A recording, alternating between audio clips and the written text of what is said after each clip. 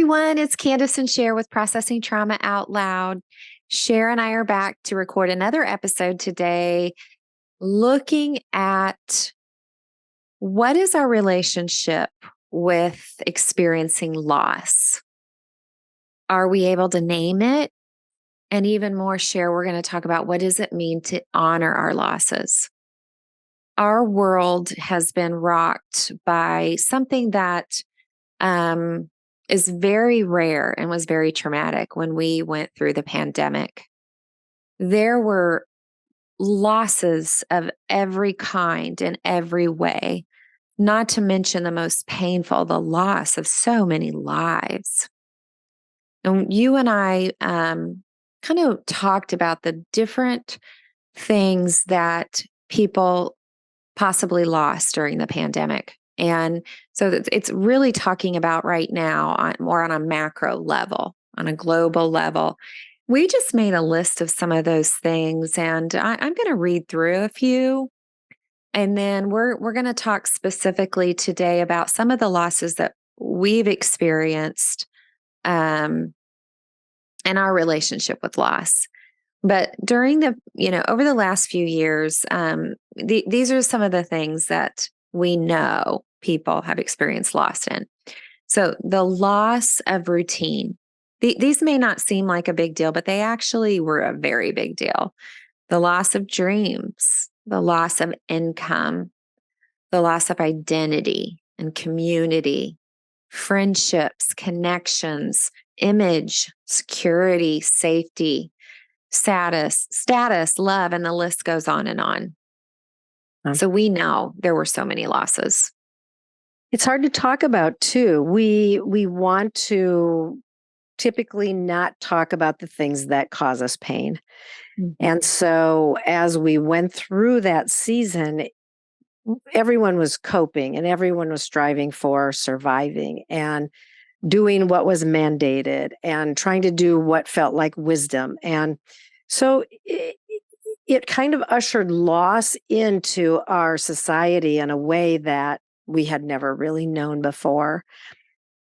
And talking about loss is hard. It's because there's a lot of pain there and it's personal and everyone experiences it differently to some degree or another. So I think this whole area of talking about loss is it's innate with being difficult. Mm-hmm. Yeah. And I mentioned we're going to talk a little bit about what is our relationship with loss, because how we relate to loss and what grief looks like was developed through childhood.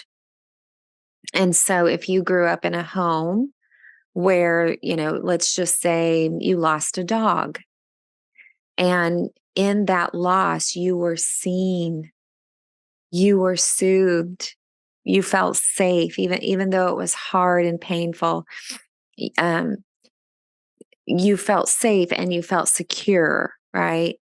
Because you weren't alone in it. And there was a moving through, a processing through it. And the permission to cry or to be angry and all the things that can come up when we've had a loss.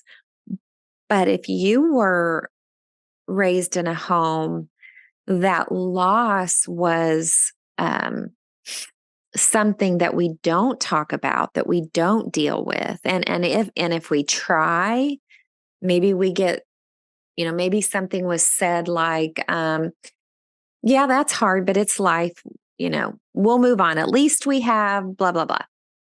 Yeah. So I'm curious, what has your relationship developmentally been with loss, and how are you doing with loss today? And even as you're naming some of those things, I'm having a lot of things flashing through my mind and my memory. And I grew up in a home where it's really interesting because there was a lot of trauma, there was a lot of abuse, there was a lot of neglect, emotional neglect, not physical neglect really, but emotional neglect. But there was also a demand that everybody be happy. Mm. expressing sadness really was not allowed. And I will say it was forbidden, and crying was really forbidden. It was, and I know so many of us heard this threat, but stop crying or I'll really give you something to cry about. But I really will say that in my home, that felt really real. Like if you were told to stop crying, you stopped crying. And crying over a broken toy or a pet that died or was killed, or um, whatever it was that brought sadness, really was, and I'm going to use the word forbidden, which feels very huge. But so I feel like I grew up not knowing how to process loss or grief at all, and always just turning away from it, kind of closing the door, dissociating, and moving on. Yeah, that's hard because I guess I'm just going to go ahead and ask you the next question. How has that affected you as an adult? Yeah. Grief still has been one of the hardest things for me to connect with. Mm. Even though I have been able to share several of my stories of harm and receive a lot of care, grieving, and now can even cry and shed some tears over it, but going deeper into grief has been very, very elusive. Very hard for me to get there. And but I want to, and I'm welcoming it. And I'm letting it take its course. It's like I've learned you cannot force grief. We cannot control the way that grief comes or doesn't come. But I'm inviting it and I'm opening to it. But I've never been able to really experience grief. And I think you asked, how has this had an impact on my life? I will say I think it's had a big impact, because when hard things happen, I have just easily turned away, dissociate, move on. And so that can be everything from, if anything that gets hard, it's easy to just move on Yeah. and not look back. We talk about this in a lot of our episodes because it's such a significant it makes a significant impact, and that is how our attachment style develops. Yeah. And so when you encountered something where there was loss and it got minimized and shut down, right? That would be called avoidant. Yeah. We don't feel. Yeah. We have losses, but we don't feel. Mhm. And some experiences where maybe there's more anxiety and emotions are overwhelming. Mhm. So lots of crying, Mhm. lots of big feelings that feel fatal. Right. Right. And so it just makes me wonder, what does it look like? Like, can you put you on the spot here? What is a kind of a healthy scenario for a child that experiences some type of loss? Mhm. Yeah, I think it's the healthy scenario is something that we talk about all the time, that child will be seen, that someone will move in and attune, that some adult, preferably probably a parent, but that an adult will move in close and help allow them to express their big emotions, and then help them regulate those big emotions so that they're allowed to express, but that the big emotions don't overtake them. But that they also know that their big emotions aren't too much. Yeah. So that kind of attunement, that kind of being seen, and then of course being soothed, where there's gentleness and compassion and care and understanding and physical presence that would embrace and just bring soothing. And then letting that child know you are safe. You are safe. And whatever that means for the situation. But a lot of times when there is loss, it can be a time when a child's sense of being safe is really threatened. And a loss in one area can cause a child to begin to really get anxious about, if if I can lose that, I can lose other things. And so I think it's the 4 S's: being seen, being soothed, being safe, being secure. Mm-hmm. It makes me think of, you know, for one of my losses was the first move that we had after, my parents' divorce. And I've shared about this before, to some degree, but that loss, right, of my dad moves out of the home and he was one of my safe spaces. And then I move into another home that is unpredictable and with someone that really, I'll just name it, was an angry drunk, an angry perverted drunk, by the way. Yeah. And so that level of loss for my little girl that was not seen, Yeah. that was not soothed, and really helps me understand, of course, her little body Mm. experienced so much stress Yeah. and fear. We were in a group the other day, and I will just say somebody was sharing about the level of fear that they felt as a little. Mm. And my body got a little activated, like I was with her. Yeah. I know that level of fear Mm. that came from really a loss. Yeah. And I'm glad you're naming this loss. And I feel like this is the honoring process, right? Of the truth is, you knew safety. You knew that sense of being in a home, in a house where you felt safe. And Yeah. then that, all of what that meant, having your dad there, having a house that felt safe, all of that was lost. And you literally moved into a whole different scenario where life was just shaken. And so huge losses there, just huge losses. Mm-hmm. Well, and it also shaped my development of what I do.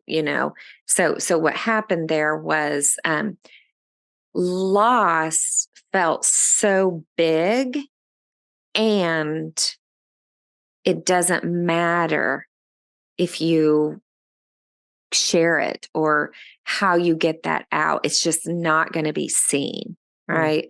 So I moved towards, so my loss came out sideways, Mhm.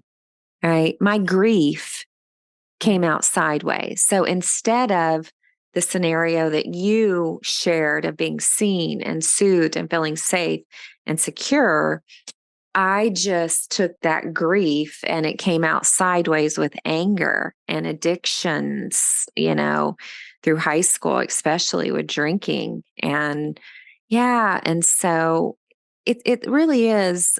This is an important topic too.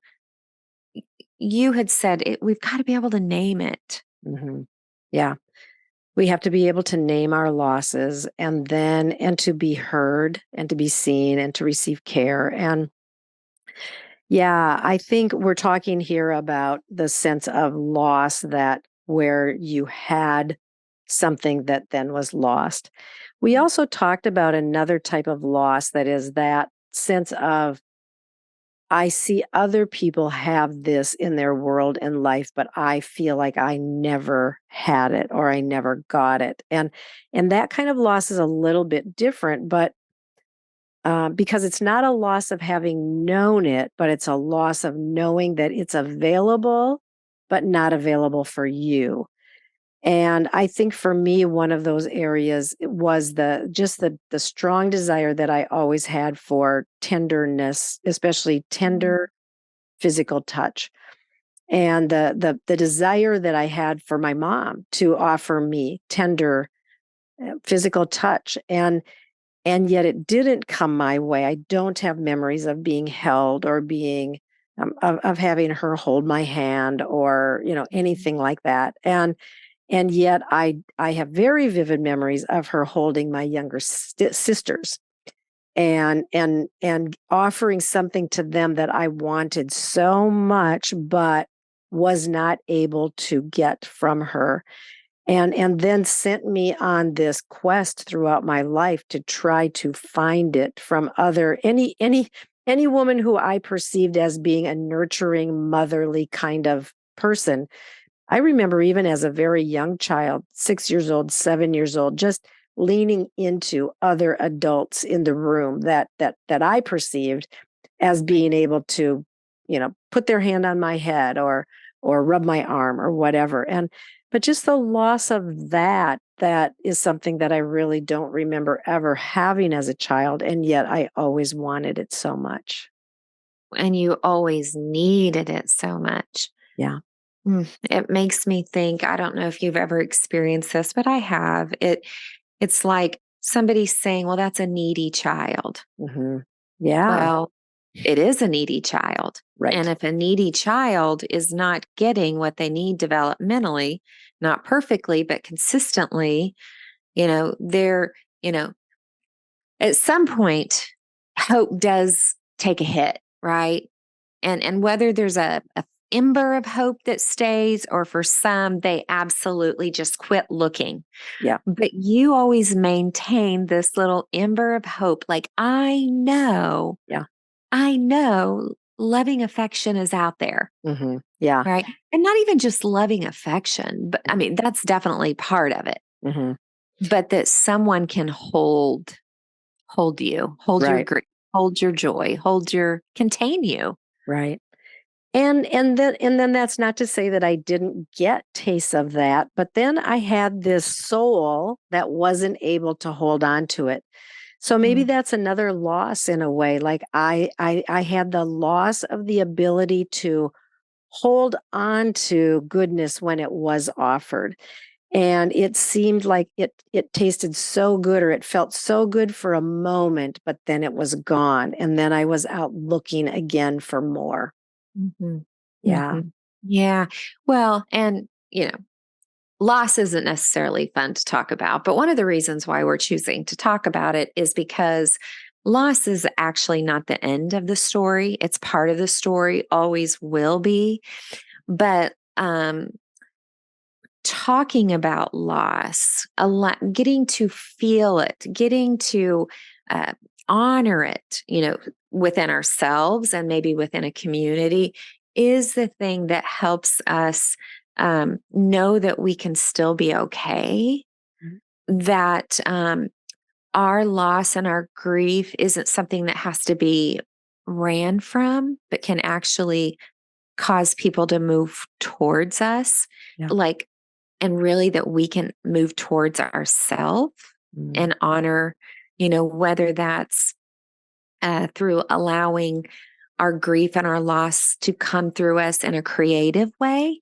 mm, I mean, my goodness, I think almost everything that has been created, from an art picture to a book to an organization, I don't know, this feels like a big thing to say, but it almost seems like there's an origin somewhere where there was a loss of something and a desire that rose out of that. What do you think about that? yeah, I think that is so true. And as you know, we're renovating a 100-year-old house right now. And so I've been thinking a lot about this of the loss of some of the old things, and yet underneath there's this glory that is just being able to be restored. And Mm. but I think I want to go back a little bit to the fact that the reason why naming our losses is so important and honoring our losses, which means talking about them and feeling them and allowing them to be seen, is because it ushers us then into the possibility of grieving. And we do not heal if we cannot grieve. Mhm. And grieving is so important. And so I want to just really emphasize that there's a process of grieving that is so important, and it might include tears. It might include, it can look any different way. Don't want to say what it will look like, but it is when we can name what our losses were, when we can begin to talk about them, when we can begin to go deeper into the feelings of sadness and sorrow and grief and really grieve, that then we can begin to heal and move forward in a different way than we have been able to before. Yeah. I believe that if we haven't historically been able to do that, and you know, I'll just go back to the idea that my grief came out sideways. My pain was coming out sideways. And maybe just getting to this point where it's kind of this thing like, I know I have stuff there, and I know that if I don't deal with it, I won't heal. And so, what you're saying is part of that will be to trust that your body Mm. can hold grief, trust that there are people that can hold you, Yeah. and trust that it won't overtake you. I heard a lady that I did a grief training with. She said, something that people will say to her, if I start crying, I will never be able to stop. And she'll just move in close and say, I promise you will. Yeah. And I know that fear. I felt that so much through my life, that if I could actually start, I don't know if I will ever stop. So I totally understand that. And I will say now I have been able to cry a lot. I don't Yeah. cry long. I usually cry for just a short period, but I'm moving into being able to express my grief through tears, and it is very sweet. And yeah, and because I'm able to do it with others and in community, I'm not alone, and that makes so much difference. Yeah, that's beautiful. I've had seasons in the last few years that I'll cry. I cried not all day, but through a day. It was just, and I think I've even said to you, just having a weepy day, Yeah. right? Mhm. And then I've noticed, if I don't know, something, maybe I'm noticing I'm getting irritated more, or I'm losing my patience more, or Mm. um I don't know. I have different ways of saying, like, I think I'm avoiding something. Yeah. And I really need to slow down. And I'll tell you, when I do that, I actually usually have tears come. Yeah. Yeah. Yeah. It's a cleansing, right? It's cleansing all this stuff I'm trying to hold. Right. Yeah. And I don't know. I think it really gets me in touch with humanity Mm. and humility. Mm. Yeah. And I will say divinity too. Yeah. I think there's something very holy about when we are able to move into grief, Yeah. that we connect in different ways. And of course, if you read the scriptures, particularly the Psalms, where the psalmist just cries and cries and cries out their pain and their anger or their fear or their whatever, but there's so much grief expressed there, and we see the love of God just flowing into those places. And so I think there is something very divine about grief too. Mhm. Yeah, and the fact that God says that he collects our tears and he puts them in bottles. And I remember, I don't know what all that's going to look like, right? I just know that when my dad passed away, I remember one night going, "Oh my gosh, I can't imagine how many bottles Yeah. are being accumulated right now." But I also had this sense of how tender and kind that these tears matter. Yeah. Yeah. Mhm. That's And go ahead. No, go ahead, Candace. Yeah, and I feel like I wanted to just say to our listeners, like, your losses matter. Yeah. Your grief matters, Mm. and your tears matter. And Yeah. but maybe a question like, do you feel like they matter? Yeah. And if you don't, did someone tell you that they didn't matter? Mm. And I don't know, maybe just to take a minute to be curious about that. Yeah, and maybe to be curious about what have you been holding down because it feels like it's too much. And And instead of holding it down, can you be curious about the possibility of beginning with maybe one person, or maybe even in your journal, naming some of your losses and just sitting with that for a little bit to explore what has the meaning, what has the meaning of that been for you. Yeah. It's a That's hard topic, Kandace, but it's so important. It feels so important to talk about this. And I think we'll be back on this topic more, but so good to talk with you about this today. And so glad that you have really helped me also be able to feel like grieving is worthy and safe, and yeah. that you have helped me feel safe in my places of grief. So thank you for that. I've been very honored to be a part of, if you listened to last week, I'll just say to be a part of your neural network. Yes, I know. I'm so glad you are. Yeah. Okay. Love you, friend. Love you too.